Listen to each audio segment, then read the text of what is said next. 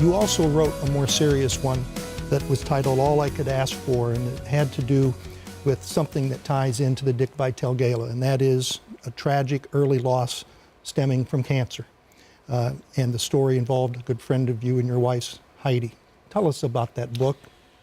Yeah, so Heidi Armitage was a woman that we met because her son, Walker, and my daughter, Nikki, were in a TWOS program together. And my daughter is now 17 years old, so that should give you an indication exactly how long ago this was. And they became instantly very good friends, and so they had a baby almost immediately thereafter, a little girl named Georgia, and we had our son Stephen, and so we have kids that are exactly the same age. And in February of 2009, she was diagnosed with breast cancer that had spread to her bones.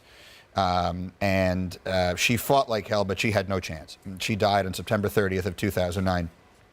And at her memorial service, which my wife Stacy organized, I was sitting directly behind her kids, staring at the backs of their heads.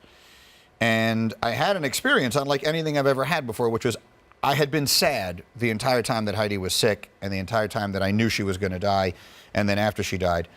And then sitting there at the memorial service, I became unbelievably angry, like angry in a way that I have never really felt before, because it was so unjust. It was just not fair. She was a 43-year-old woman who had a 9-year-old and a 6-year-old and was the healthiest person you ever met in your life, never smoked in her entire life. And then as that night went on, her husband Adam read these letters at the memorial service from a bunch of women that talked about Heidi as their incredibly close friends. And so very late that night, we were in the kitchen back at my house, and I said to my wife Stacy, what were those letters? And she told me something that I did not know, which is that in the last few months of her life, Heidi had become very active on this breast cancer message board, like one of these support message boards. And she had developed these very intense friendships with these women that she never met. And these women had written these letters about her as though they were like sisters.